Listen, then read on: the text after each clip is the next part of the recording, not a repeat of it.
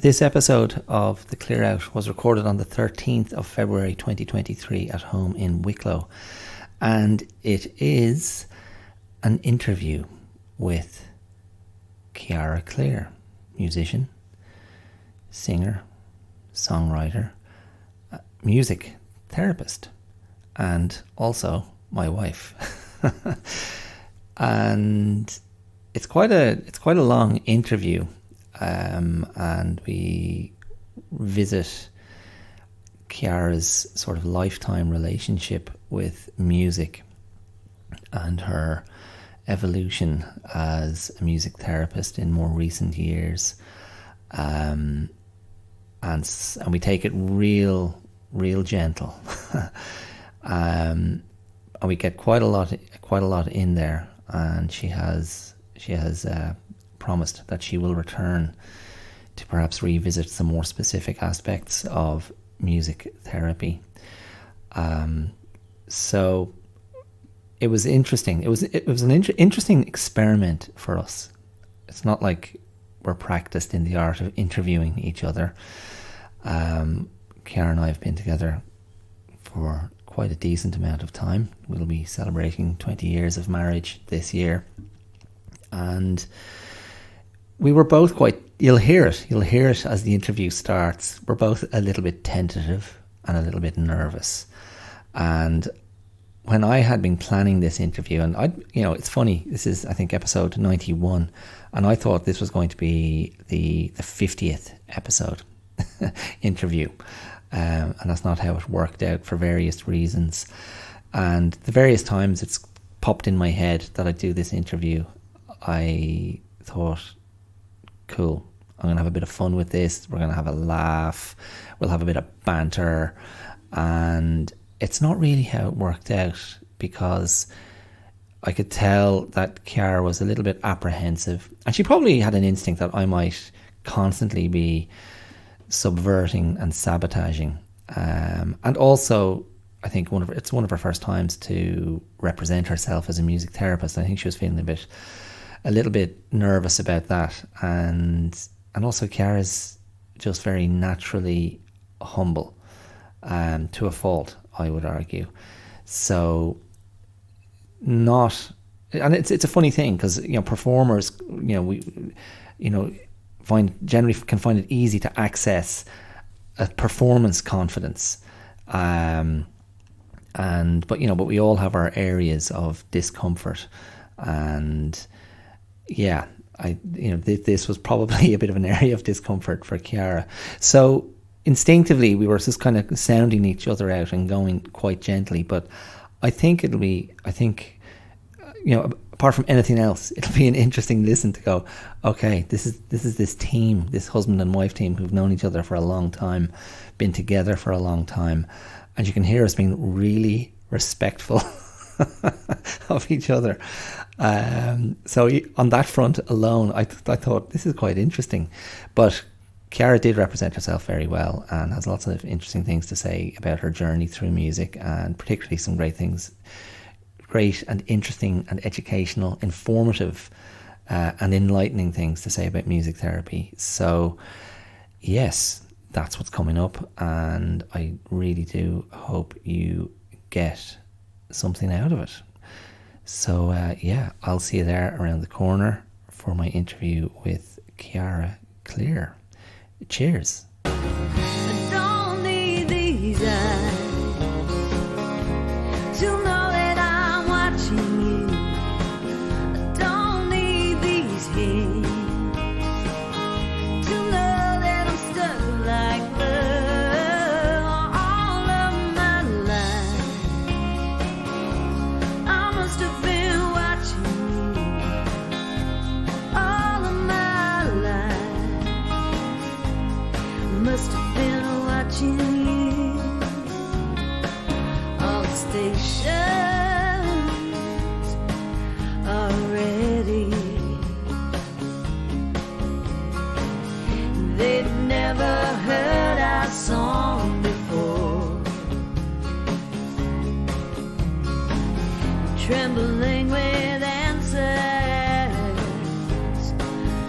Hi, my name is Chiara Clear and you're listening to The Clear Out. You're very welcome. How are you today? How are you in this moment? How's the journey been to this point in time? Are you feeling good about the journey? Are you feeling good about where you've arrived right now? Are you glad to be at your current destination? Is it a destination? Or is it just a stopping point along the way of life? Okay, so listen, do you know what? I'm not going to muck around.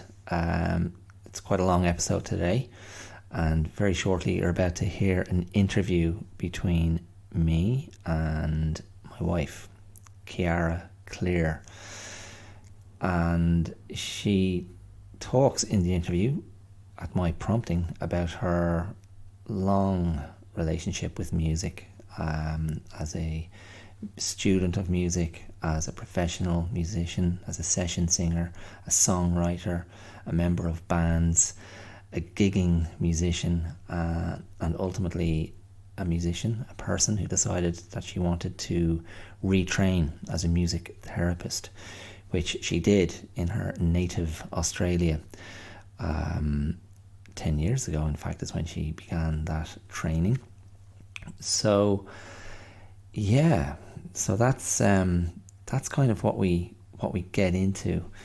And by the way, if you are a regular listener to the podcast, a regular listener to the Tell, you might have noticed I didn't play in the normal intro music. That was actually from one of Chiara's songs called Watching You, and I'm going to play out with another one of her songs, which I'll tell you about later.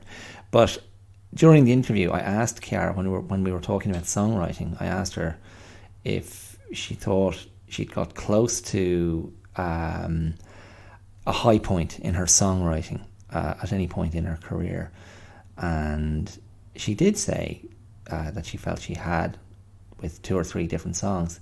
But again, being her humble self, she didn't name them, and I didn't force her to. But I talked to her about it afterwards, and Watching You, which was the track that was playing after the intro, that was one of them, and I'm going to play out today with the full track of one of her other songs that she feels pretty happy with. So yes, so that's it. Look, I'm just going to let you get straight into it. I know I already framed this interview and its context and its kind of relational context in the intro, so I won't bother repeat that. And I'll do a bit of a wrap up after the interview as well. But for now, without further ado, without further ado, here is the interview between me and Chiara Clear. I hope you enjoy. Cheers. So, you're welcome here today. Now, I'm going to start with what I ask everyone in the many interviews I've done for the podcast. I think this is number 5. How's your journey over here today? It was grand. A couple of doorways and I was here, so Okay, that's good. Not much diesel was used. Excellent. The carbon footprint for this interview is extremely, extremely small, which will be good news for all those eco-friendly listeners. So this is going to be a little bit strange for both of us. I'm going to play this game where I pretend I don't know what I do know about you, so I can ask appropriate questions. And I want you to not be distracted by all those lovely feelings you have for me, and just treat me like just some random interviewer who's going to help this get along. Anyway, what we're here to talk about today really is, well, I think we'll start with this one. Music. Talk to me for a moment about the significance of music in your life.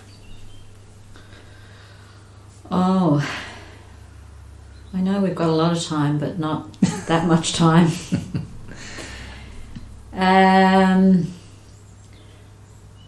Well, I suppose it must be of great significance because it's been going on a long time, this focus that I have, fixation that I have about music, and how meaningful it must be and is to me. I suppose if I think about my early memories is just the action and reaction that music has for me, and the way I interacted with the people around me, especially my immediate family and especially my younger sibling, Sarah, who was my, first musical partner, I suppose. We, like any young child that's fascinated by something, we were into the compilations, the best ofs, the artists of the time, of which, ABBA was in its truest moment of their career. Sure. And my older sister would have had a couple of their albums already on vinyl, so we would have been hearing that from her. We would have been hearing Kate Bush, and then we also would have been hearing my parents' vinyl collection, which they used to get in the post, I think. Okay, what did they like to listen to? Burt Bacharach. Ah, poor old Burt. Poor old Burt. Burt Bacharach, Cleo Lane, I remember. She had very big hair, didn't she? She did. ABBA, Barbra Streisand.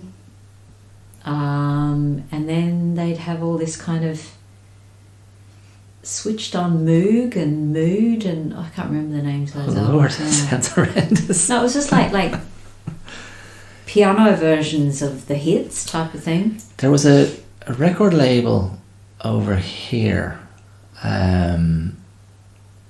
called K-Tel, and for some reason I associate them with that kind of thing that you just described. And I feel in our house we had a couple of cassettes of instrumental pieces from the movies and things. Yeah. But It's that kind of thing. Yeah. Right, exactly. okay. Yeah. Go back to Cleo Lane for a second.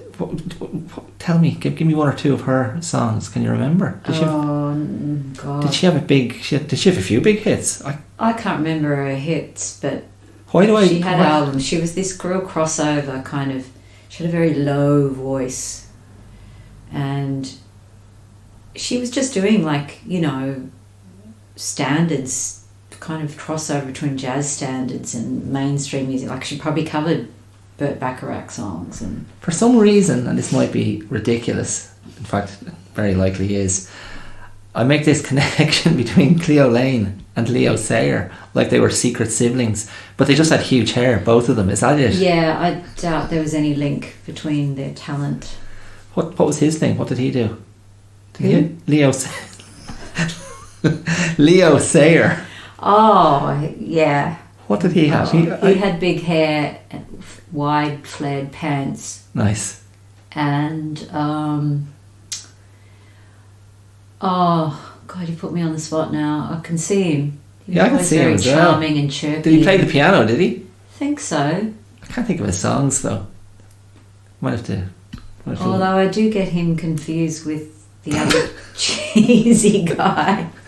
This is like, I can't remember any of them. Who do you get him confused with? Who are you thinking of? You man, I can't smile without you. Who's that? You're talking to the wrong guy.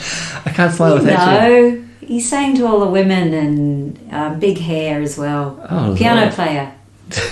Barry Manilow. Yes, thank you. Oh wow. Okay, I got that one right. So Amazing. Barry Manilow would have been in the vinyl collection as well. But then my parents had really cool stuff like Duke Ellington and Oh, nice. Joan Baez, and I remember when Neil Diamond's Hot August Night album came out, he was looking like he was trying to be, not that I knew it then, but he was certainly in his image, he was trying to look like Elvis because he had the leather onesies on. Oh, yeah, okay.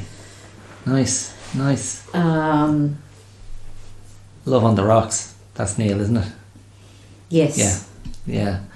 And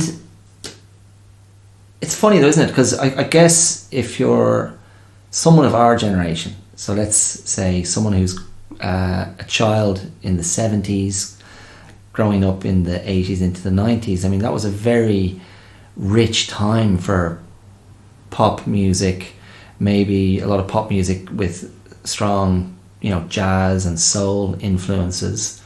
Because even though we're laughing at some of those people we mentioned, there was some real quality music being written and performed.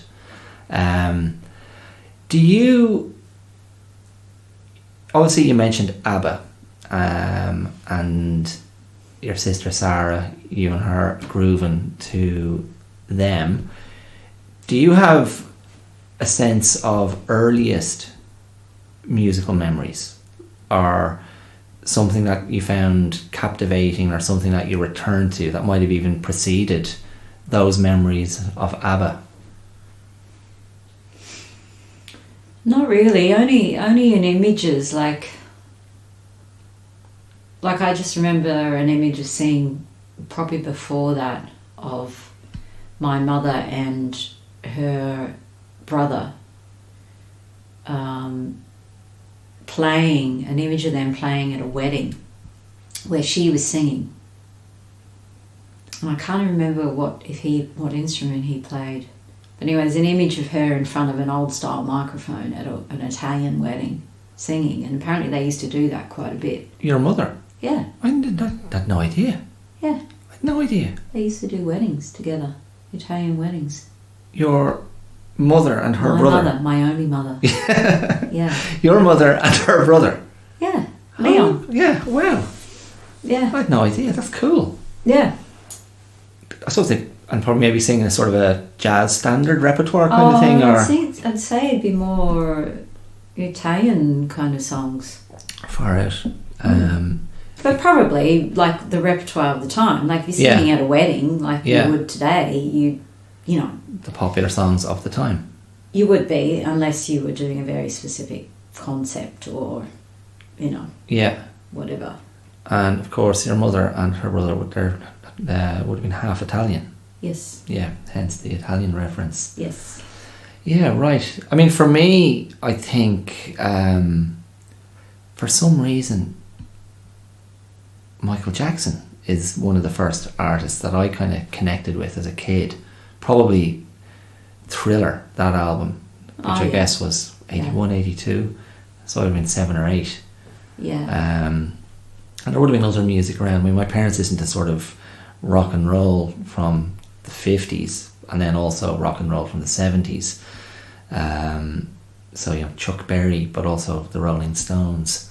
They never seemed to buy music, but they had a bit of a collection. Anyway, so when you used the word fixation there earlier,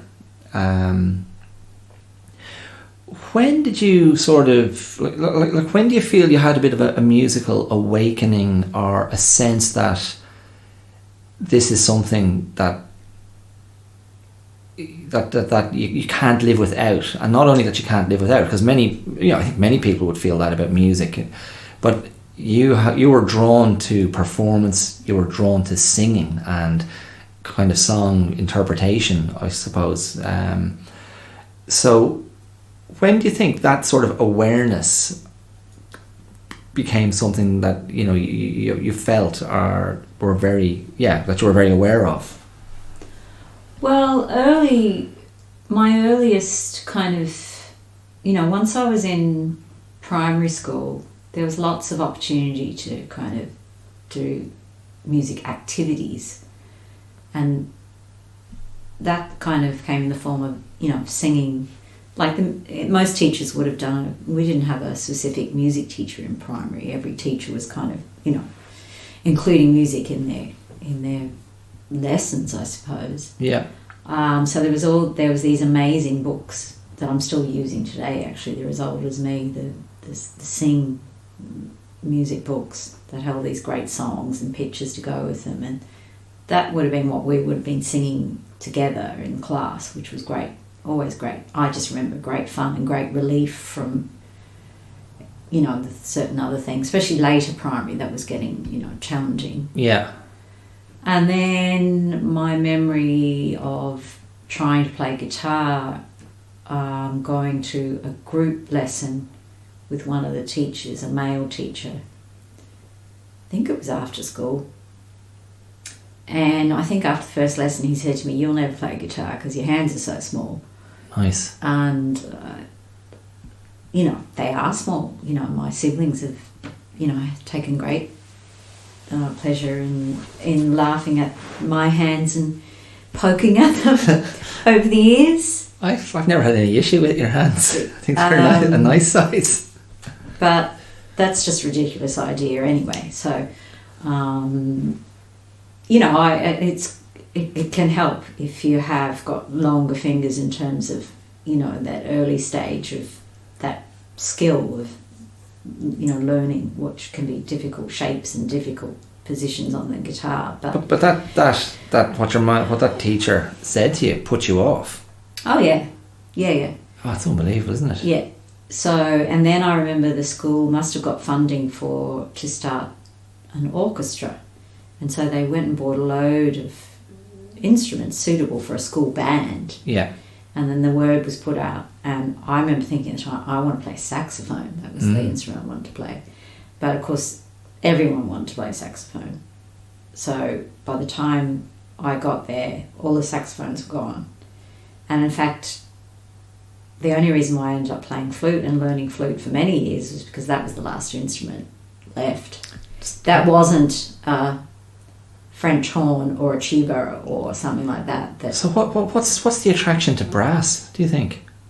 My attraction to brass? No, like in general, like if people are going to hell with the flute, let's go for, as you say, French horn, tuba, all the rest. Oh, well, it's a bit of a, I don't know. They were the last ones left. So the attraction is not there. Oh, I see. Sorry. Okay. Yeah. So the saxophones have gone. Cool, it's way up there. Okay. Yeah. And what you're left with is French. The ones that, I remember we were all warned at the time. Don't forget, you have to carry these around, and you have to take them home, and you have to bring them back, and all that. So you'd have to be a strong child to select the tuba, for example. That's right. Yeah. So anyway, it probably was a wise move to have an instrument that, collapses into three pieces and gets put into a case, and then you That's right. carry it like it's like the lightsaber of the musical instrument world. It is, yeah. So flute then ended up being your first instrument. Yeah, like in terms of the formal learning Yeah. of an instrument, like I was always singing, and I definitely had a gift with singing, and my ear was my, the thing that I really leant on and have probably taken for granted all my music life, really.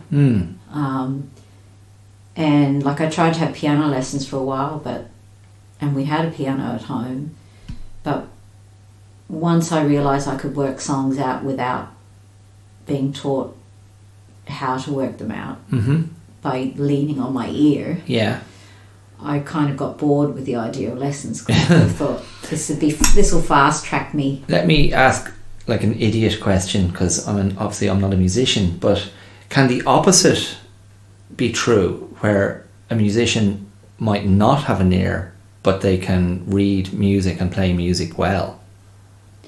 Of course, yeah, you can be trained, Yeah. You can have spend years refining that, and why wouldn't you become good at it if you're dedicated and you sit down to it, and you've had expert teachers, and the opportunity to, if you can, read music and sight read, and have been taught to do that, you can play your instrument. The combination too means it's like reading a book. You can read and play anything. But it's interesting to me, the idea that someone might do that very well, but still not have a natural ear, but still be able to produce something that others can appreciate. Oh yeah, for sure. Like a good example of that is, I remember many years ago in a music therapy setting with a classically trained musician, and she was also a qualified music therapist, of which I wasn't at the time. I was working as a music instructor with this company, and we were recording to record a Christmas album to fundraise, and I just said, we're all volunteering our time. I just said, oh yeah, get me in on anything, I don't mind, I'll sing this or whatever. And she was there, and she was playing written parts, but then she was asked by the engineer, could you just kind of play a little flurry of something, like improvise just over these 8 bars or whatever. And she just said, she was very honest and very straight. She knew herself, she knew her what she could not do, and she said, I actually can't, you'd have to write it out for me. I don't really know what you mean. And that's interesting as well, isn't it? Like, she understood the direction. Oh yeah, no, I get it. But she didn't get how she would interpret that with her instrument. That's a letting go, isn't it? It's a letting go of the structure and the security of the sheet music. Well, that's her training there. Yeah. Really standing. No, I think it's interesting though. Like it would seem to me that to stick on this idea of having an ear, like that relationship between having an ear, and which is not the same as being able to hear, of course, but in a musical sense, that to have that ear so you can actually hear what you're playing, and I guess intuitively feel, this is right, that's the right emphasis or the right sort of expression, and that's when, I guess that's, I mean, again, speaking as a non-musician, but to me it seems that's when a musical instrument, when there's sort of takeoff, when the player and the instrument can, there's an alchemy that happens that elevates things. I think though, if you've got the ability to just be able to collaborate at an instrument in your own kind of space, you are collaborating with an instrument, especially if you're a singer and you're interested in instruments, which I always was. But, in terms of it being a social connector, it's a great skill to have, Go on, explain that idea a bit more, social connector. Well, what I know now, which I wouldn't have known then, is that a band is a kind of the blueprint for being in a band is like a blueprint for meaningful social transactions, and a way of communicating, and a way of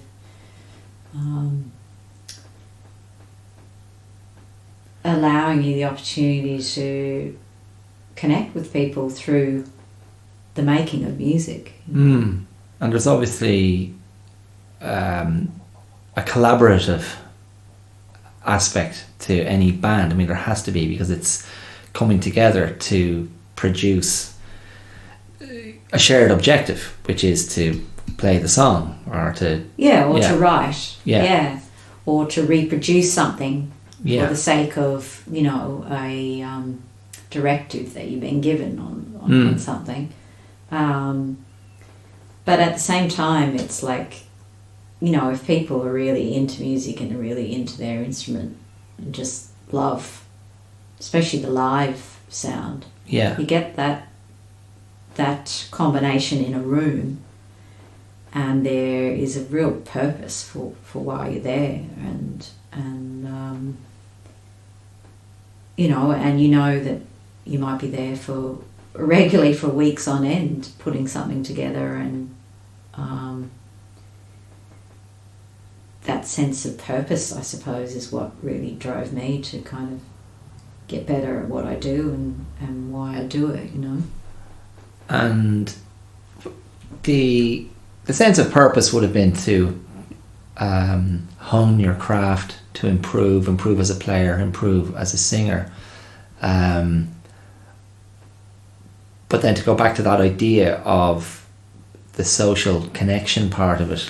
I mean, that's a social connection within the group, within whoever you're playing with, but also a social connection with whoever's listening. Oh, for sure. Yeah. You know, it's a ripple effect with what you're doing, and there's implicit and explicit experience going on around you, you know. And that's why you do it. I don't know where you find it. You know, you find it in the sensory experience when you engage with art, I suppose, or either as a group witnessing some incredible artwork in front of you.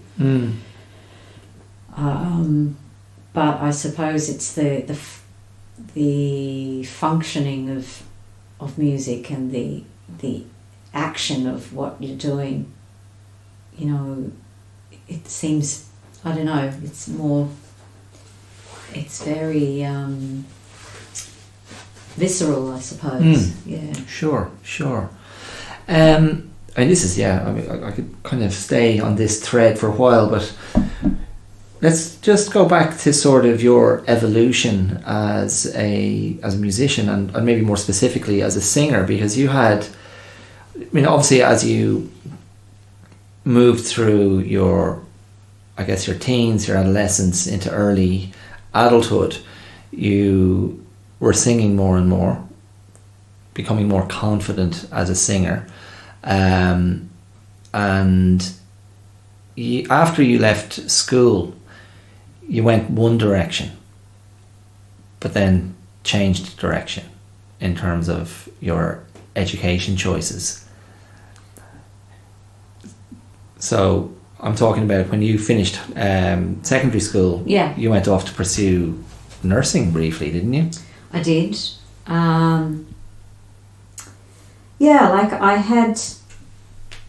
I kind of had a couple of detours before that. Like at school, all through school, I was really into sport. Right. And I thought that's where I was going. What was your chosen sport or sports? It was, you know, sprinting, and like the athletic kind of side of that. Yeah. And then there was also hockey and basketball, particularly hockey. So right up until kind of, well, the equivalent here in Ireland to junior cert, I was playing, you know, proper competition hockey.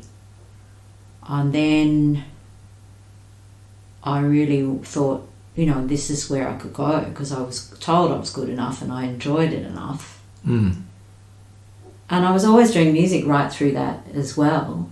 But I think I got to a point where I thought, if I am going to continue a career of any kind, I'm going to have to finish school. And sport is taking up a lot of time.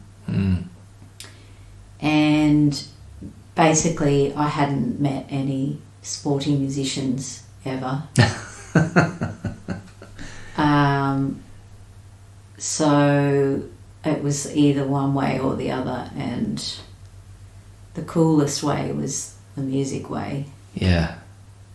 Although in Australia I probably should have gone the sporty way and probably would have been a lot more better off or well off than I am now. So anyway, 1988 I graduated from school, and I've done really well in music and scored top mark in my area in New South Wales and blah blah blah, all that, and had a very influential music teacher at school, but at the same time there was a bit of pressure to try and do something that was a bit more practical. And I had a lot of nurses in my family. I still have a lot of nurses in my family, and that seemed like the right thing to do, and it meant I could get out of home. I really was keen to get out of Lismore, Far North Coast, New South Wales at the time, because I was bored shitless with the place. Okay, I so had no idea why anyone would want to stay around, having been there. So nursing was your ticket. We'll come back to that in a second. Just give me a second. Go back to this influential music teacher. In what way were they influential? Paint a picture for me. She was a she. Yep. That was important, looking back. She was eccentric, intelligent, and super musical. She was basically looking, with hindsight, I can see she was incredibly inclusive in the way that she taught. I remember she sounded quite posh, but she wasn't posh at all. She was very grounded, and she loved all kinds of music. And I think just the environment of our graduating music class, we were very small. Mm-hmm. And we were probably, the odd bods around the school. And we had a great time. Any time we went into that classroom, it was always a great time.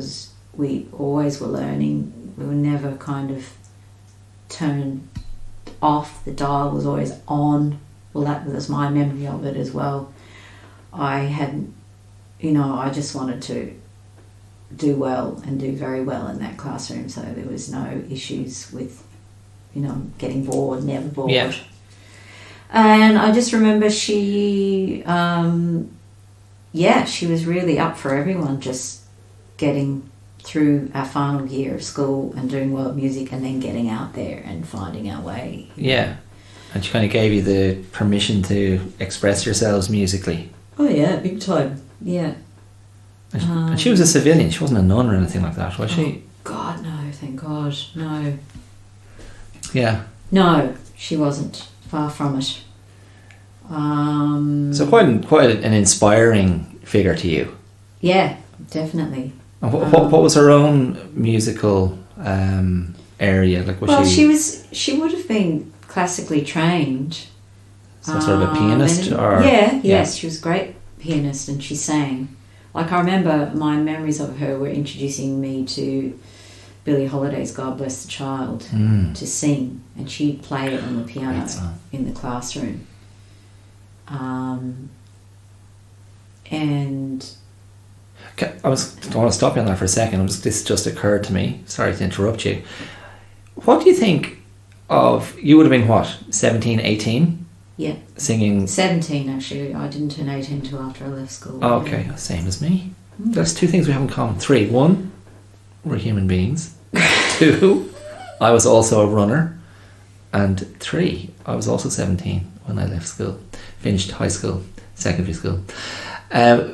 What do you think of a 17-year-old singing "God Bless the Child"? In terms of... It's quite ridiculous, really. Yeah. I think a 17-year-old white Australian middle class singing any Billie Holiday was absolutely wrong.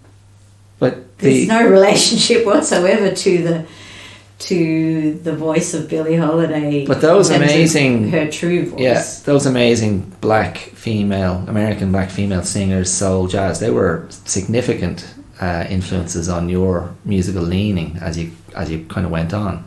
Oh, they were, yeah. Like I didn't want to sound like what I sounded like, and you know, I wished many years, I wished I woke up and, you know, looked like and sounded like one of them. But like Aretha or Billie, yeah, Ella. yeah, any of them. You Yeah. know, I just wanted to cultivate that sound, and I did, you know.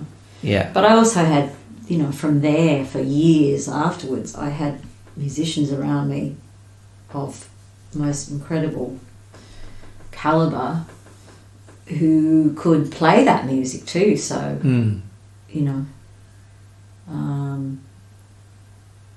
I wasn't really playing an instrument properly back in those early days. I was really just very singing focused. So I had, you know, when I did do my short stint in nursing and got out of that and went to study music. That must have been a big moment though, when you went, nursing is not for me, I need to go back to music. It was a big moment. My parents were horrified, but in fairness to them, they, you know, they went with it and they let me move back home and go and study, you know. And it was a very strong music department where you went to college, wasn't it? It was, yeah. Very important group of educators who had made the move from their base, which would have been Sydney, for most of their careers, although quite a few of them had international careers as well, so which continued in the time that they were also teaching. So I was very influenced by them, and you know, the bar was seriously raised, and there were other great learners around me who were studying as well, and you had to, you know, really put your whole self into it, otherwise you would have just got lost, because there was a lot of great, you know, skillful musical people around you, you know. Yeah. And I'd be lying if I said it wasn't a competitive environment. It was. I think any music school is, really. I was going to say maybe any arts school. Yeah. I mean, I would have felt that in acting school as well. Like, you're constantly comparing yourself against your peers and definitely looking to see who's making, you know, better noises than others, and who seems to be kind of hitting certain marks, I suppose. I mean, I don't mean a score, but I mean in the evolution of the artist, you have a sense of, oh wow, that was a bit better than anything we've seen so far. And I think people are aware that this is a key moment of evolution as a young artist, and you're very aware that this is the beginning of something serious that could lead to a life of this. Oh yeah. And you know, most people that was their plan.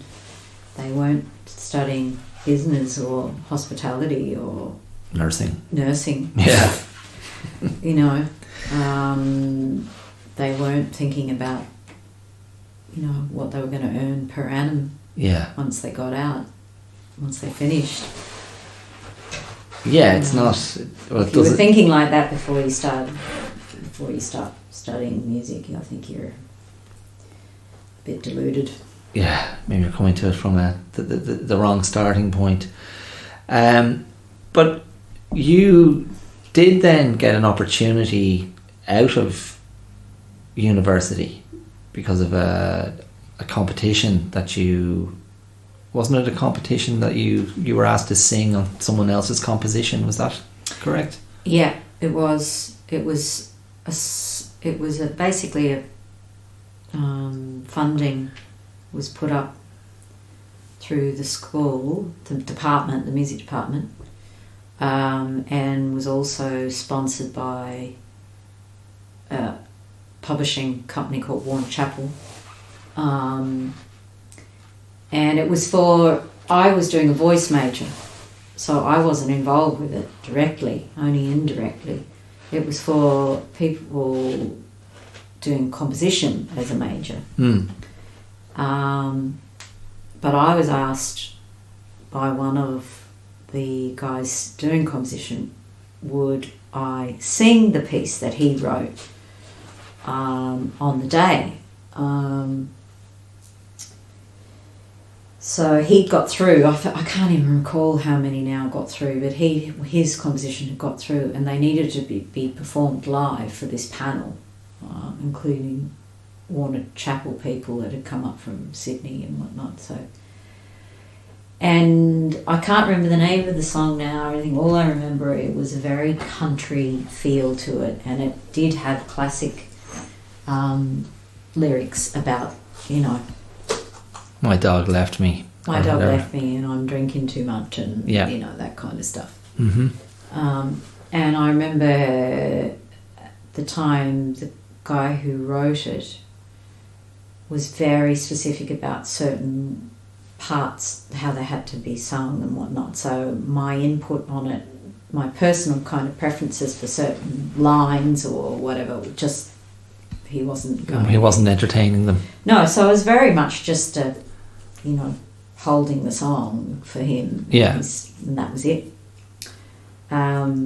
Probably a good exercise in discipline, though, I suppose. Well, yeah, it was, and I was quite used to that at the time because, you know, a lot of the exams were based. It was a unique course because it was contemporary music, so there was a lot of performance-based examinations. So we were all used to, you know, doing that for our own marks and for helping others out as well. So I was used to taking that kind of direction. Anyway, my memory is that he won it. He won it based on that composition. But I got this follow-up from the Warner-Chappell people at the time for my singing part of it, and was approached afterwards, and as a result I ended up going to Nashville. I think it was probably the following year, so I was only wasn't quite 21, 19 I think actually. Anyway, it was very controversial at the time because it was like, you know, so many others there that would have probably been far more suitable for a trip to Nashville at the time based on their skills as writers, because I wasn't exactly writing. In fact, you know, songwriting back then wasn't what I was aiming for. Yeah. And would they have had to be written in the sort of the country music mode, because it was Nashville? I mean, I know Nashville's not just that, but maybe it may have, was it more so then? Well, yeah, it was, but at the same time back then, once I did get to Nashville, I realised it was a much more diverse musical place than you would think it would be. In terms of genres and styles, and it did have that very country, straight up twangy, you know, Tin Pan Alley style writing going on for artists, and you know, we're talking early 90s. So, yep. And you know, the Warner-Chappell CEO at the time was, you know, quoting, "You're going to be the next Patsy Cline," and that kind of thing at the time. And I do remember saying to him quite directly at the time when I had my first conversation with him, "Well, no thanks."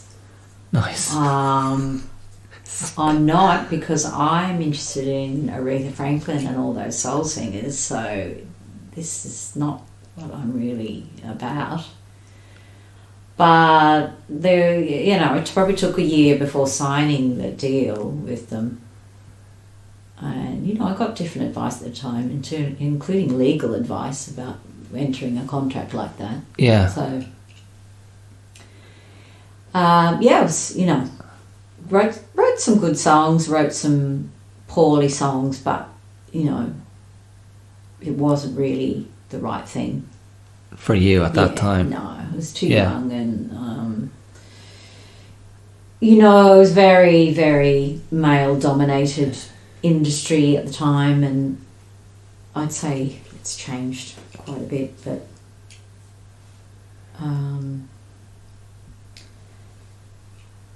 it just wasn't your sweet spot, was it? That no, music. I could have sung, you know, sung till the cows come home, anything they wanted me to sing, and you know, even to this day I still say I can sing the phone book. Yeah. Doesn't mean it's necessarily going to be that interesting, but it was good. I kind of rode the wave of that for a while, but then I just had to go off and do my own thing. Yeah, yeah. And so, really, then, as a singer, you kind of cut your professional teeth in Sydney.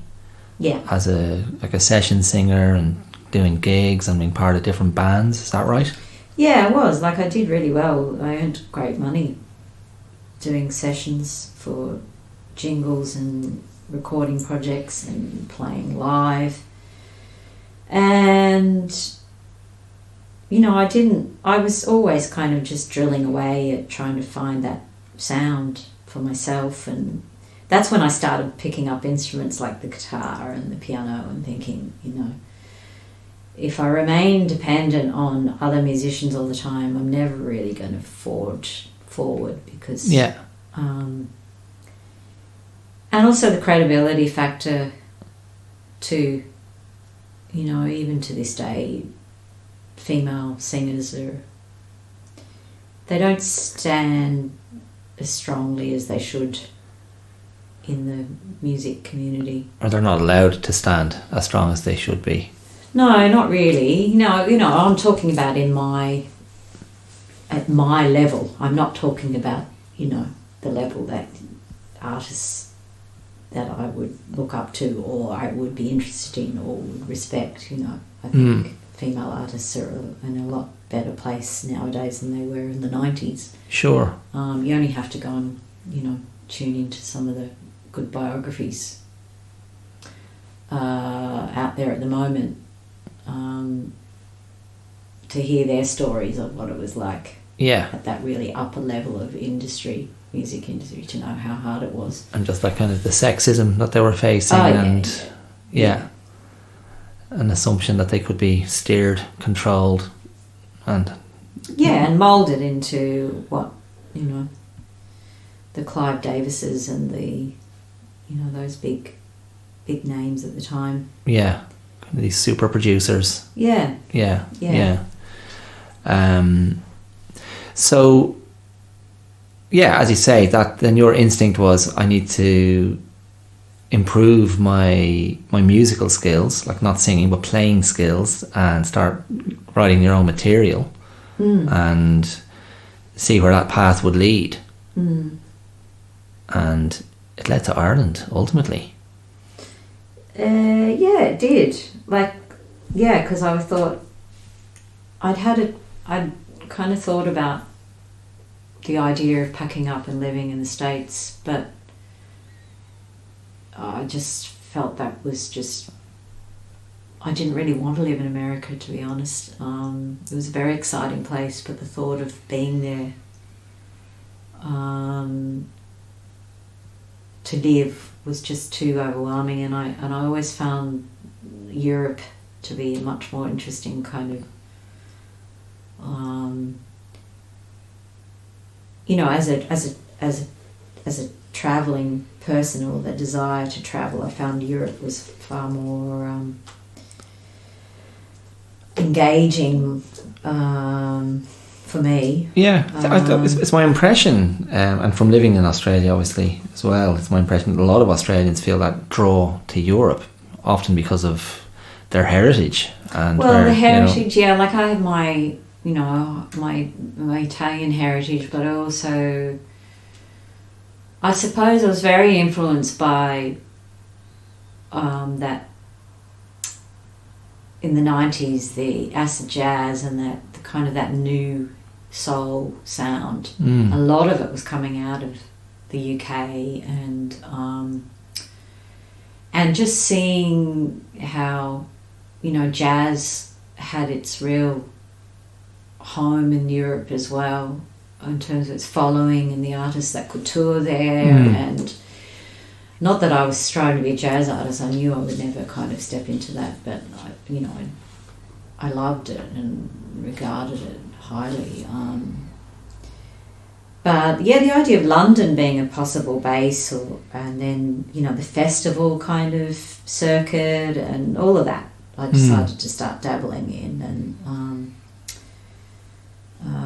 busking kind of in Europe was something that I did and made good money out of and did well with, and met some great people along the way and got involved in other projects other than my own kind of ideas, which was very helpful for my playing and singing. And I suppose, ironically, that the whole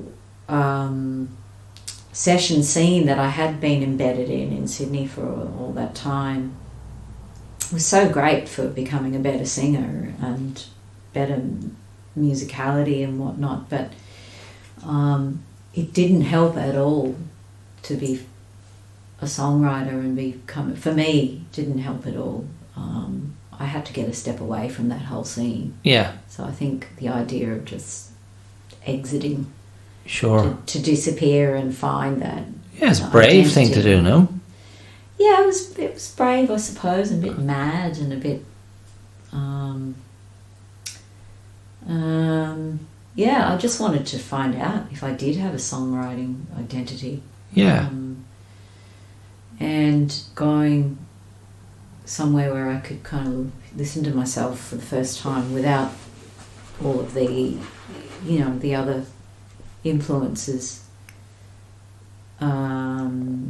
Because, it was said back then that you're either one or the other. You're either a session singer or you're a songwriter. Yeah. You can't be both. Yeah.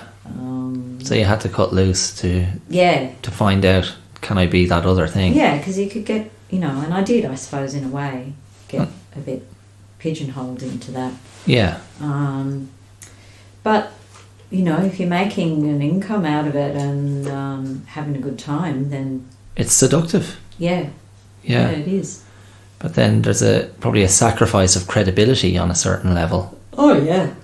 A lot. Yeah. Yeah. And do you think then that in subsequent years, because you moved away, you came over here, you travelled around a bit, but ultimately settled in Ireland, when you met a very nice young man, who's me, not young anymore, and Ireland became your home, and you kept making music, writing songs, playing with some great musicians, many of whom are still in your life professionally and as friends.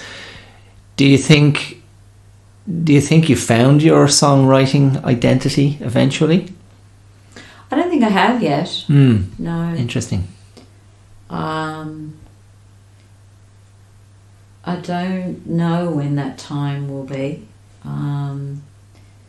Certainly becoming a music therapist has been my focus for the last 10 years in action. But then I was also always percolating that idea of being a music therapist before then. Yeah. Even when I graduated from my music degree at the time, it was just like, there were moments where I think, do I go and do this now? And then it was like, no, it's not the right time to do it now. So we're definitely going to spend a bit of time now talking about music therapy in just a moment. But just to stay on the songwriting for just a second before we do that, when you think of the songs you have written and some of the songs that you've recorded, are there one or two or three songs that you feel, yeah, that was pretty close, or that's a song I'm happy to stand by more than maybe others that you've written? There's definitely, there is a few I would stand by and others that I wouldn't. Yeah. And then there's some collaborations that I would always kind of think highly of. But you know, the fact that I've managed to record an album, and an EP before that, and lots of other demos over the years and whatnot, I always felt like something was going to sound great, because I felt like I could, find and meet and attract the right kind of musicians that acknowledged my musicality and but didn't necessarily mean my writing was there yet. No, I'm just interested because I think, like you mentioned, you said like for the last 10 years, more or less, you've been focused on music therapy and qualifying as a music therapist, now practicing as a music therapist, and songwriting and performance has been much less of a focus for you. Now, I always think that when it comes to the practice of one's art or one's craft, however you want to put that, I think, and this is very much my own perspective, because I've had very few opportunities to stay with acting in recent years. I'm back in the theatrical space at the moment, and my sort of pact with myself has been to sort of remain calm, over years of not doing the thing I really love to do, and go, it's okay, because just don't turn out that light. Like, I'm talking internally. Don't turn out that light, and you're going to continue to grow and evolve as a person. And if you stay cool with that relationship with yourself, by the time you do return to your craft, return to what might feel like your vocation, you're going to bring so much more to the party. And so, like, that's, if I go back to what you said, like, okay, 10 years, the main focus has been music therapy and learning that, becoming qualified as a music therapist, and now going out and trying to do it, practice it professionally. My instinct would be that by the time you come back down to sit down with the guitar or at the piano or whatever instrument, and go, you know what, I've got some songs in me that I want to get out, I would expect that you'll be bringing something deeper, richer. You're going to be drawing on a whole other reservoir of experience that you didn't have 10 years ago. What do you think of that as a proposition? Yeah, I hope so. Like, there's lots of ideas there. There's lots of very snippety recordings of ideas that I would like to find the space, in the true sense of the space, the head space, the music space, to, draw to some conclusion. And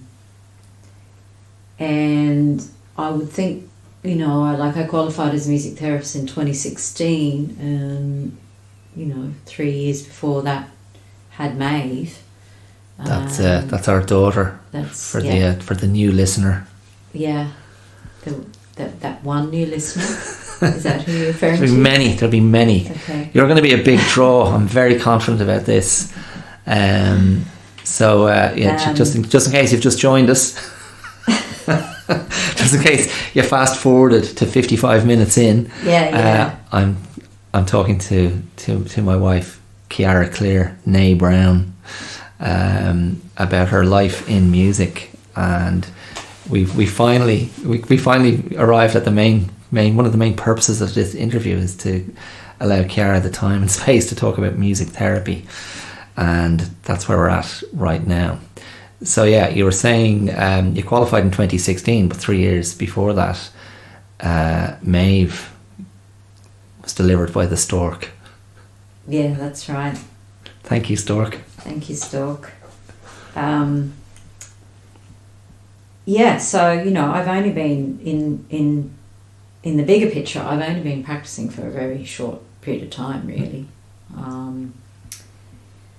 But I can see, in regards to what you asked me just before about songs and the idea of recording and writing again, I can see how, the process that is needed to do that will be very influenced by the last 10 years, Sure. And it's like life experience as well as your training and professional practice. Yeah, life experience I think is very important to becoming or being a good music therapist. The training is very intense and requires a very cerebral approach to getting yourself across the line, because it is a master's level of learning and training. Yeah. With a clinical hours that have to be achieved as well in the mix. Yeah, and just before you continue there, can you give me a definition of music therapy? Because I feel a lot of people just aren't familiar with it and don't really understand, don't know much about it. And when I mention to people, amongst other things, my wife is a music therapist, they're like, and they have many guesses as to what it might be or where it might be applied. So why don't you just kind of lay down the building blocks for someone who may never have come across it? Okay, yeah. So people probably have in their mind those two words, music and therapy, and might have some connection to how music can be a therapeutic thing in their life. But in terms of someone who is a registered music therapist, which I am, which, by the way, you can call yourself a music therapist and not be a qualified music therapist. You can still do that here in Ireland. You can still do it in Australia as well.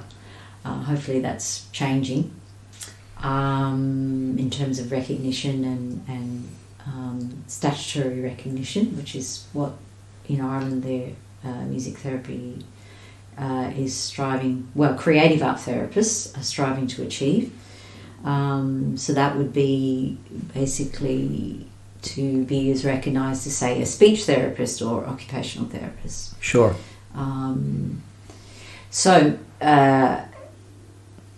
Music therapy is the planned use of music.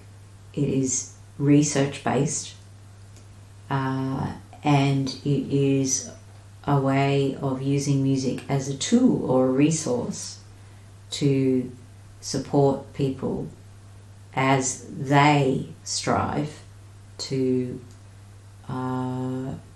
achieve a better outcome for their health, functioning or well-being.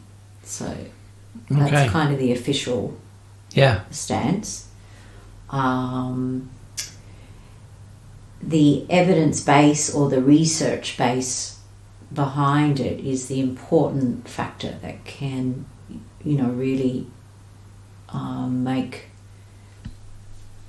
people aware of the difference, say, to a community musician practicing music out in the community, or someone coming into, say, a hospital setting and playing an instrument, or for an aesthetic purpose, or say a duo turning up to a nursing home and playing songs. The idea, which I should have just mentioned before, is the other important factor, is which sets it in its own place, is that it is within a therapeutic relationship with the person, the music therapist. So it's like an alliance, and together you strive to create a better functioning health or outcomes. And it is, depending on which way the music therapist works, which is important to say that music therapists can work in very different ways, depending on the context. Yeah. You always have the person you're working with at the centre of what you're trying to achieve, and is very goal orientated.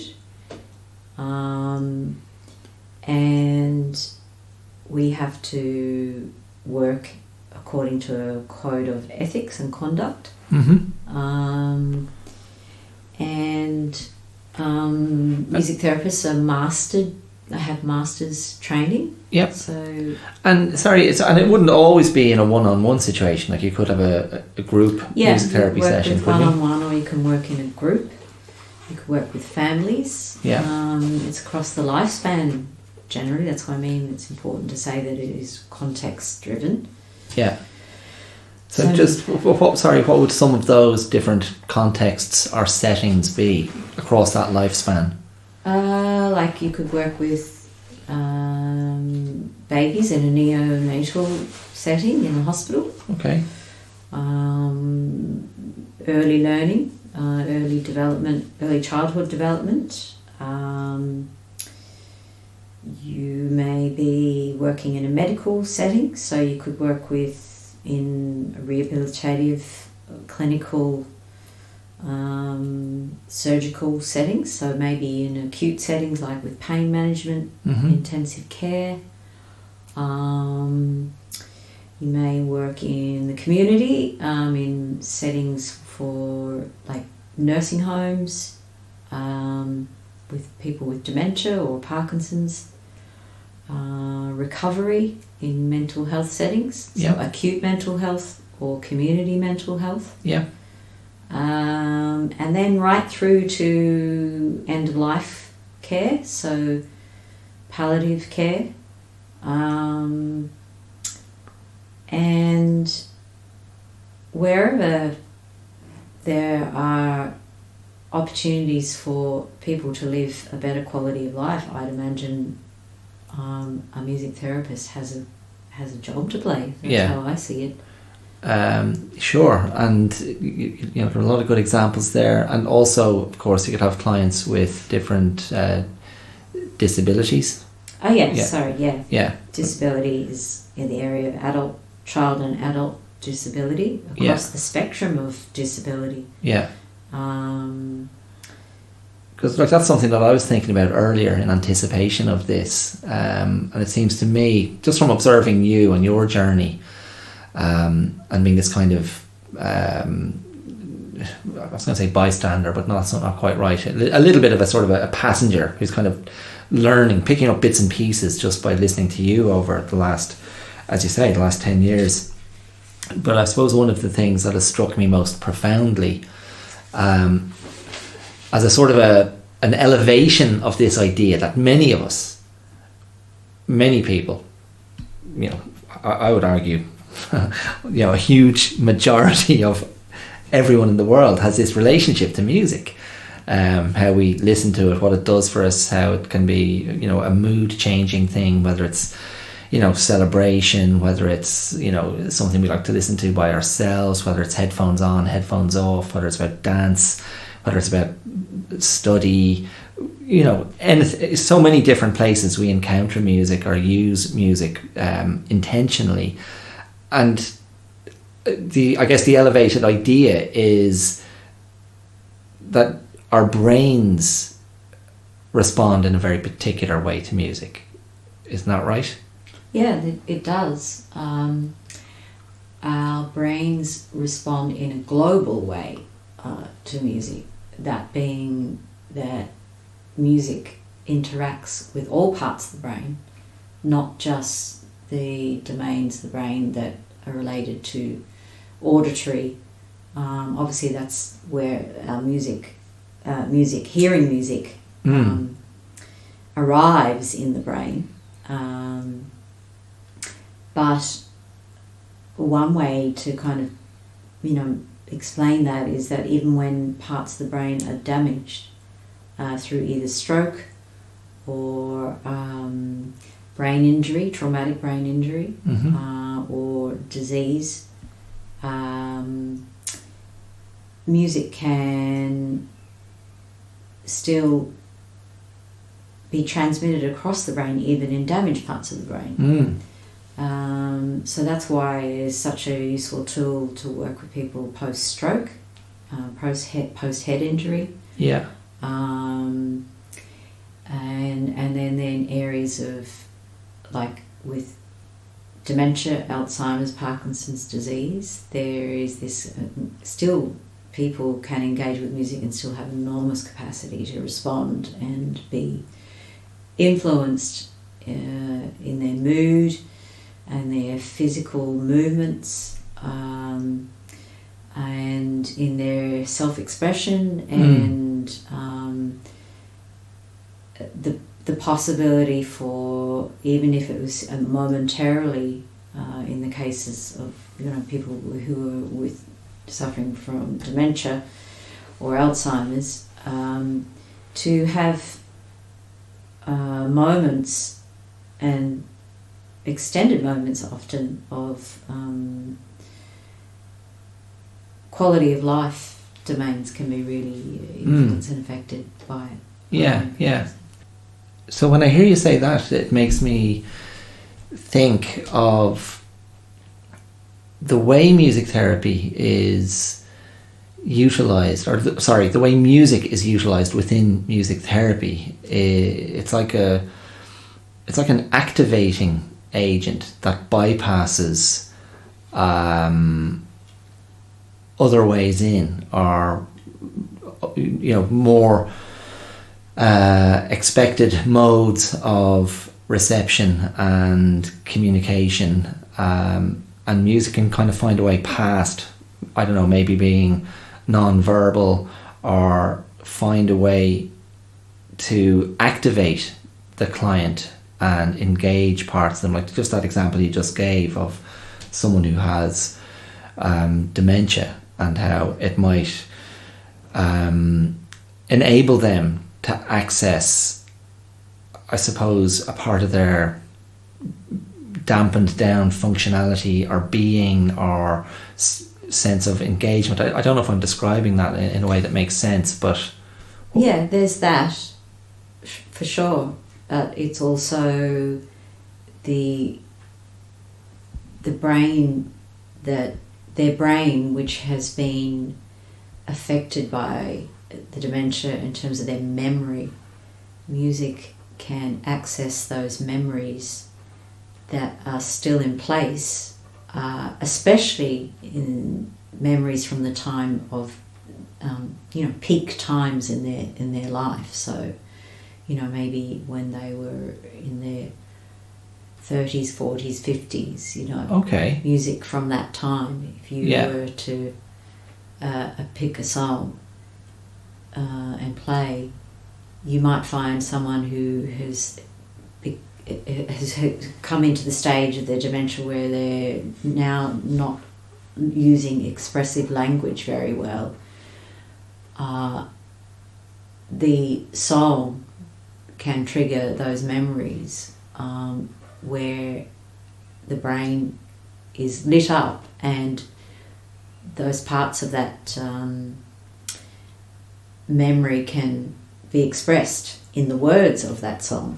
Right, yeah. It's sorry, just when you say that, it makes me think, and I know it's a movie we both really like, Pixar's Coco. Yes. And that, oh man, that unbelievably moving sequence at the end of the movie. That's right. Where is he the great grandchild? I think he's the great grandson has been forbidden from playing music because of the particular plot of the movie, and the grandmother's a traumatized relationship with a musician, and she's forbidden music. But the great grandmother, who I suppose, I mean, is she characterized? I mean, they wouldn't use the word, but do we think of her as having dementia or being kind of shut down. She's in a very late stage of her life. Yeah, she is. I'd say there is that there, because she's quite non-verbal Yeah. at this point. But then So- that scene is when the great-grandson comes in. He's like, no, I've got to play this song for my great-grandmother because I know the story of our history. And it's this extraordinarily moving section where she just kind of unfolds and blooms and blossoms for a moment upon hearing this song Yeah. that her father used to play for her when she was a little girl. Yeah.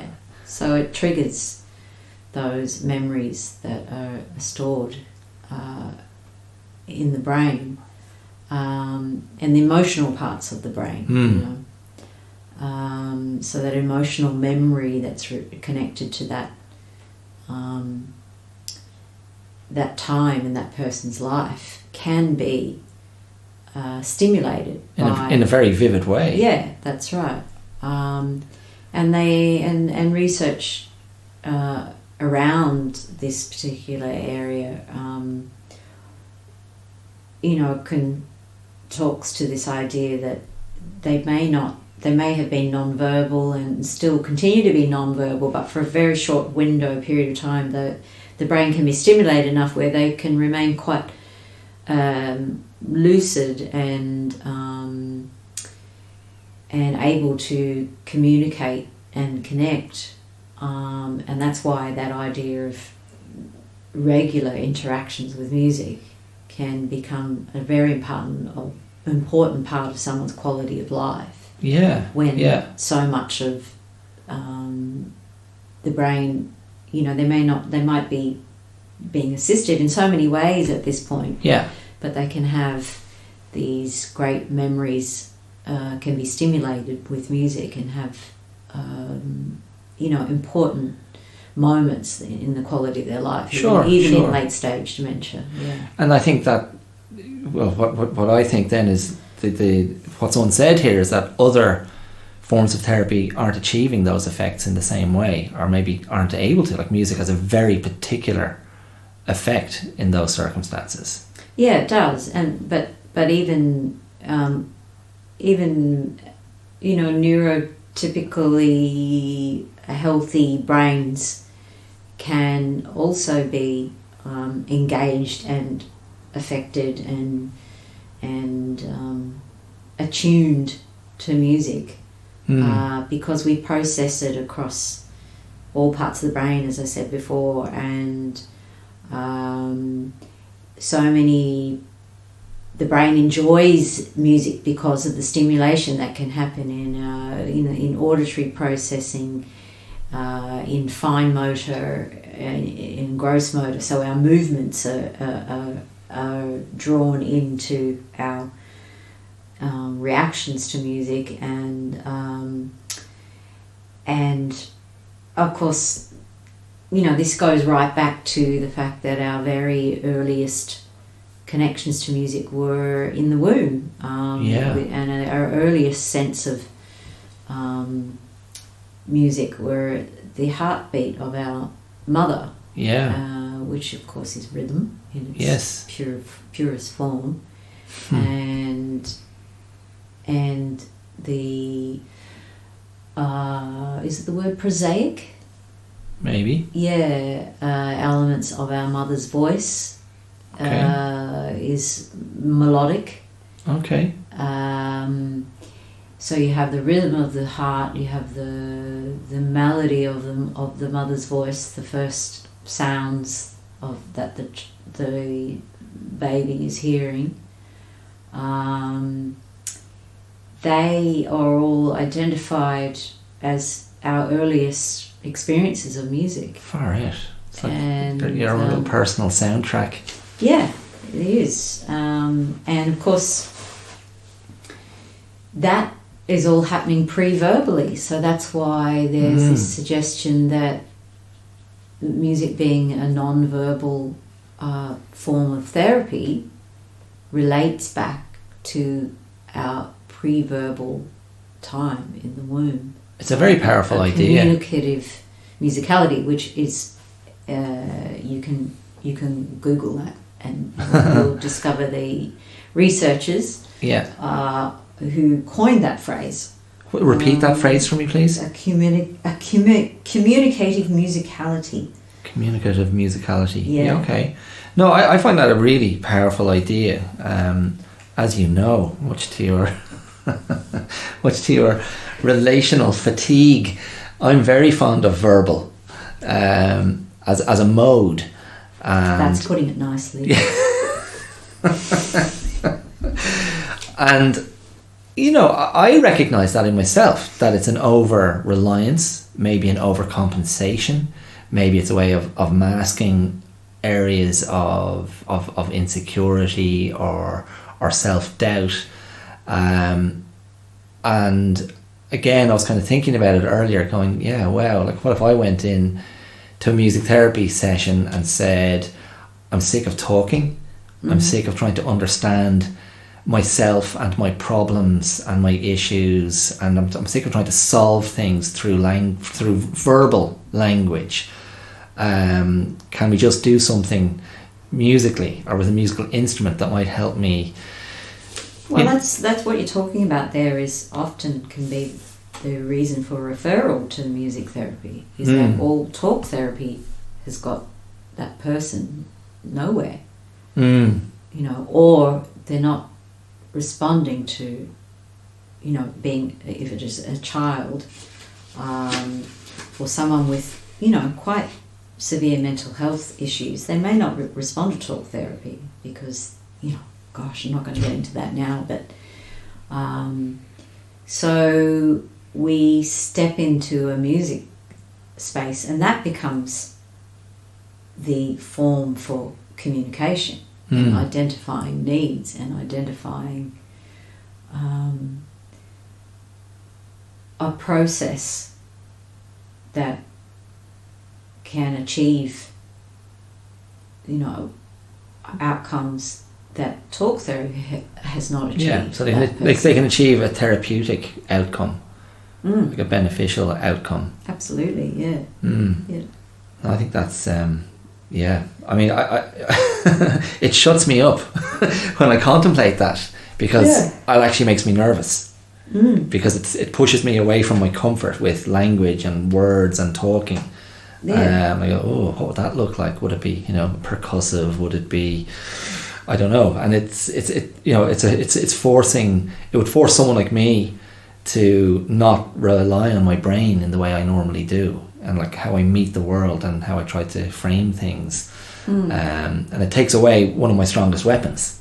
I suppose that's how I would think about it. Yeah. Okay. But you can understand the opposite then, when someone finds it hard to meet the world verbally, that, connection through other ways of communicating become so significant and important. Like children with, for example, I was doing a session recently with children with severe learning disabilities and sensory needs and physical nurturing, which is needed in a different way to a child who is neurotypical. These two children thinking of were non-verbal, even though they could communicate in other ways through sign language and through the use of technology. But I was not really using my normal language skills with them at all. It was all through what I was offering them musically, be it through an instrument, be it through voice, be offering to, come and meet me with this instrument. Let's find some ways of dancing, moving, vocalizing rather than singing.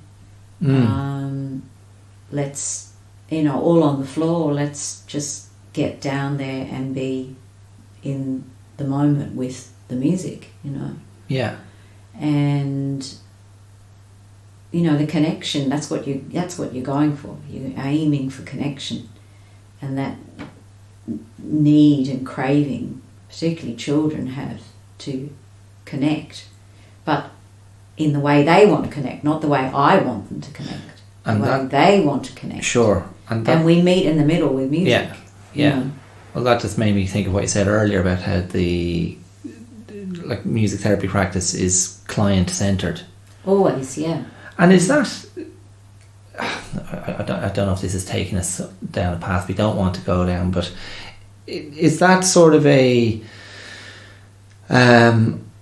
if you think of like a patriarchal model, or you know, the masculine model of any form of healthcare, it's like I'm the expert and bang, do this, do what I say, and you're a sort of a passive recipient of the expertise. I don't know if this is, if I'm wrong to think what you're saying is a more feminine approach, or I might not be. Yeah, no. I don't really want to go down that path of discussion now, because it's a very new and fresh. Maybe not new, because like there is an area of research for feminist music therapy, which is about equity across gender. It's a very hot topic at the moment, actually. Well, yeah, it is, and there's some really new research out by music therapy researchers regarding this, and it brings in what you just said about this idea of the expert model, this patriarchal, colonial framework that needs to be questioned and what's the word? Debunked maybe in some areas. Yeah, too. sure. And it's a there's a Australian music therapist, Dr. Katrina McFerrin, who's recently been writing about this, and it's challenging to read, because it's kind of like, well, you know, you put me through all this training to be an expert in the field, and now you're telling me that in practice, like in real time practice, I'm not talking about as a researcher, but you know, I see myself as a frontline music therapist. Like I've got a long time yet to be getting my hands dirty in order to understand how I work and how those that I work with want to work with me. But she's, you know, presenting these very challenging ideas that we can no longer be experts, because the expert is directly linked to oppression and patriarchal frameworks, as I said, and No, it's an interesting. No, look, it's. Yeah, I you can totally talk get to it. someone who's better. No, to that idea. Not at all. I'm still in a bit of a shock about her recent writing about it. She was one of your tutors, was she? She was. In Melbourne. Yeah, she's very, very well regarded. No, like it's a very, you know, there's a lot of stuff here. I mean, but you know, we should wrap up soon, because there's dinner to be had, dinner to be made. But where do you kind of see yourself, or not where do you see yourself, but what are your aspirations for your own music therapy practice? Well, I have set up my own private practice service. I have a 5-year plan in operation at the moment. COVID and the pandemic has taken a toll on that process, but it's still a process. Yeah. What's the name of your practice? Safe and Sound Music Therapy Services. Safe and Sound Music Therapy Services. Yeah. It's a community-based practice. I'm trying to remain true to that philosophical framework. I've spent time in clinical settings, and I do love that work, but I feel like the time is now for providing quality services that are community based, because not just in Ireland, and it's quite bad in Ireland, but in Australia too, and across the world, mental health services are at, on their knees trying to respond to the need. Sure. COVID has absolutely created another dimension to that. So I think the challenge is to find, a different model of service provision to people, particularly in mental health. Piece by piece, it could, change, but it's going to be very slow work. But in terms of what I can offer, I want people to be able to, recognise music therapy as a professional practice. Yeah. I want them to know about it. I want them to see it as an allied service to other services they may be engaging with, Mm-hmm. because music therapists always, not always, but often work in allied roles with speech therapists, occupational therapists. They can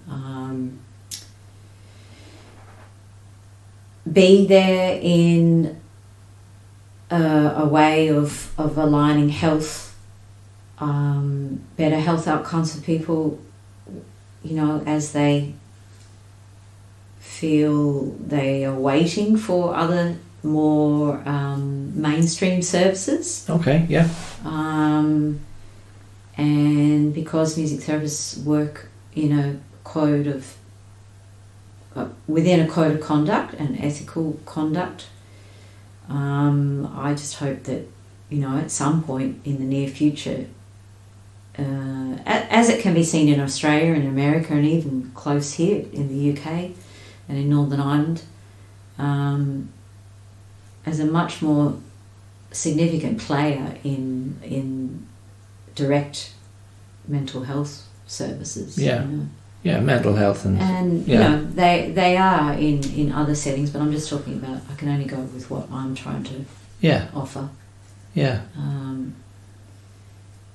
But you are offering that. I mean, that's you're putting yourself out there, and people can get that information and get a look at your profile on your website. Yeah, on my website, but also too at the Irish Association of Creative Art Therapists. And if people are interested more in the research behind it, there is a lot of research out there now, and it's something that I'm constantly trying to keep on top of as well. Yeah. Well, I'll put a couple of links in the notes for this episode. I'll put in a link to your website and a link to the Irish Association of Creative Arts Therapists, ICAT. So I'll put those links in there, so people can do their own investigating. I mean, I think you've made a great choice. I mean, I do hope you return to songwriting and that side of your musical life as well. But I can say from the inside that time when you were studying, when you were doing your masters and you'd just become a mother, and there were a lot of challenges, and it was a difficult time. But I used to see you come in from music therapy, from your training, from the course, and particularly when you were coming in from your placements. And I think those were the times I saw you most lit up and animated and engaged. And it just seemed really clear to me that, this is, like, that was all the evidence I needed to see that you'd made a really good choice, that you were so fired up and inspired and energized by music therapy and the learning of it and getting trained in it. And I think it's clear that that's what you're bringing into the practice now as well. So so well done, you. Well, thank you. So is there anything else you want to, is there anything else that you feel may have not have touched on in so relation to much. music therapy? Yeah, so much.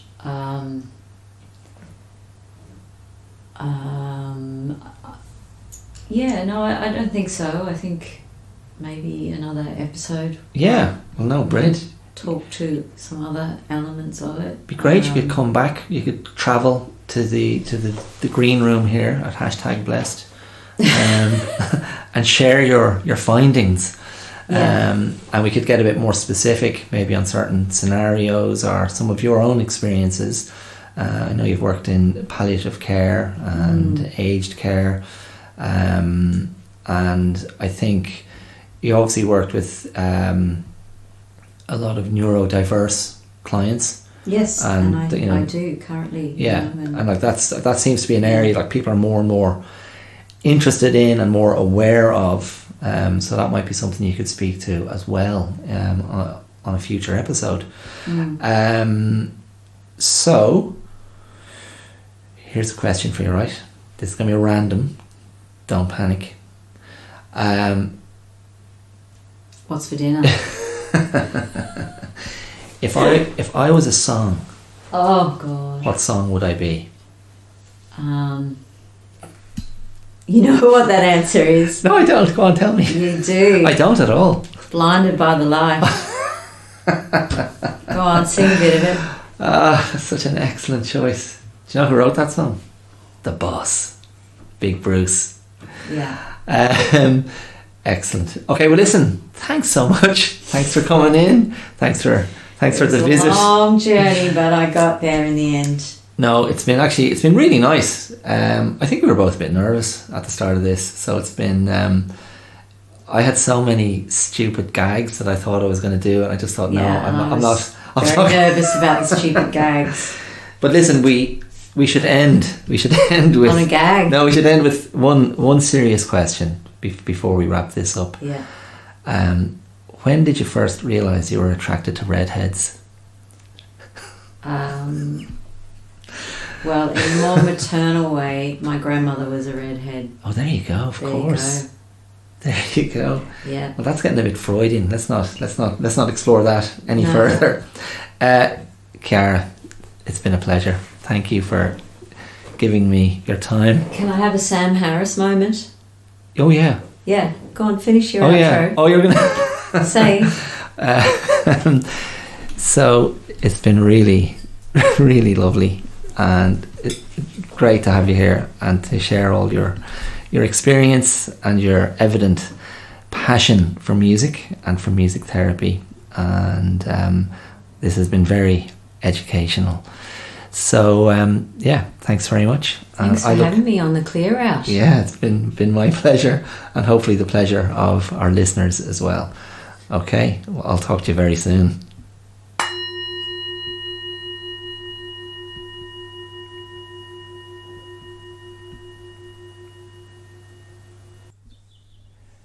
So there you go. That's what Chiara and I sound like when we're chiming together.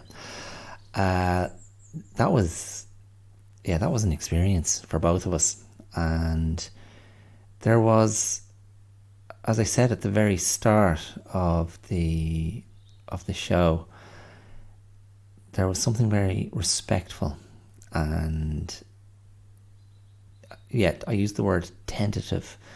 It was very intimate, actually. There was something about that dance that we went on there that really was a strange, very calm, gentle kind of intimacy between us, like getting to know each other again. I found it a bit trippy, but anyway, there you go. I hope you enjoyed that. I think Chiara's really really nice to listen to, and it's interesting sort of putting myself on the outside a bit and listening to her in that way. So just to wrap up quickly, you can find Chiara at www.safeandsoundmusictherapy.com. So that's safeandsoundmusictherapy.com. So if you go there, you can get more information about the type of services Chiara offers and a bit more general information about music therapy. You may have also heard her refer to the organisation in Ireland that represents creative art therapists. That's ICAT, which is IACAT, ICAT.ie. So you can find more there about music therapy as well. ICAT.ie, IACAT.ie. So I'm going to leave it there because this has been pretty lengthy, and I'll be back next week. Somehow, some way, I will squeeze in a recording because we're getting to the pointy end of rehearsals for the show I've been rehearsing. That is Manifest with Broken Talkers, and we're going to be performing at the Project Arts Theatre in Temple Bar in Dublin. We preview next Thursday, so a week from the day of the release of this episode, so it's going to be the 23rd of February, and we're doing a run until the 4th of March. So that's Manifest, which is a show all about masculinity and the complexity of coming of age as a young man, what men are exposed to, what they have to negotiate and navigate, and how the world shapes them, the world in which they grow up in, the environment in which they grow up in shapes them, and the decisions they have to face, the crossroads they come to. And we're giving it a real good go to raise those questions without necessarily having answers, but to be in service of those questions in an honest, integral and authentic way. I think it's going to be a really good show. I'm very excited about being involved. It's been really exciting and demanding, challenging rehearsal process.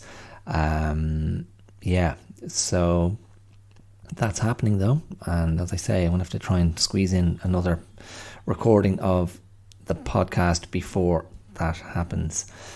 Okay, so that's it. As always, you can throw me some love on social media. You can rate this podcast wherever you listen to it. Leave a comment, share it, subscribe. You can support the podcast by becoming a patron at patreon.com/theclearout, or you can use the supporter link, which should be there somewhere wherever you're listening to this. And that's it. And I am going to play us out today with another of Chiara's songs, which seems very appropriate for how we were talking about music therapy as being something that's going to be beneficial to your life, to your kind of health outcomes, your wellness outcomes.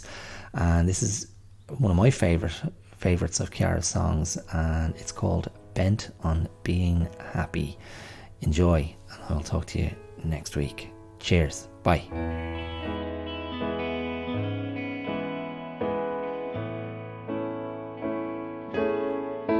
I'm bent on being happy.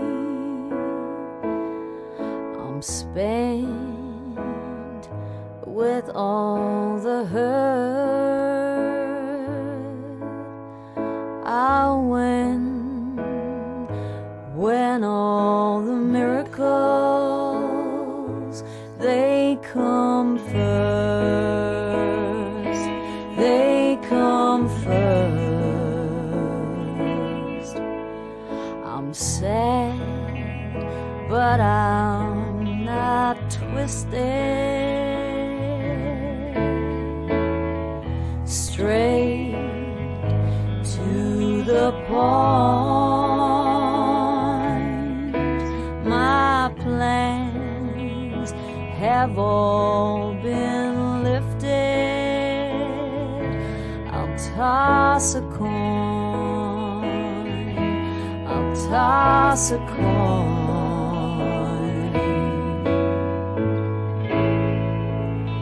So long to the haters,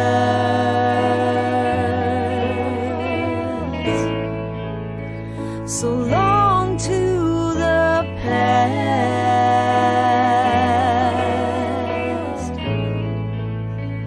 so long till the heartache stops and you fall down and ask.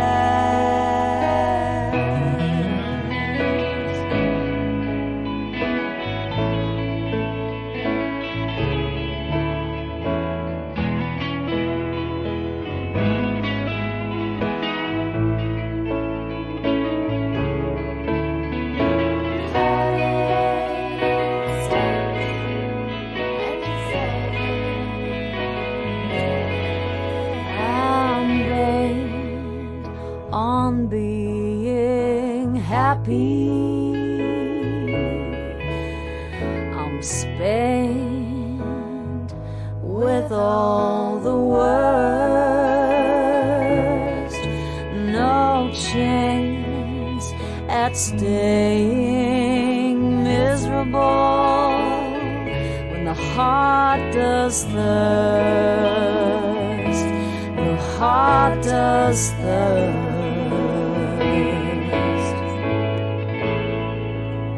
So long to the haters,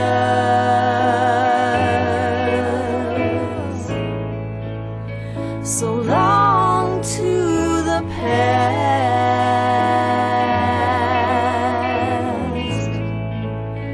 so long till the heartache stops and you fall down and die.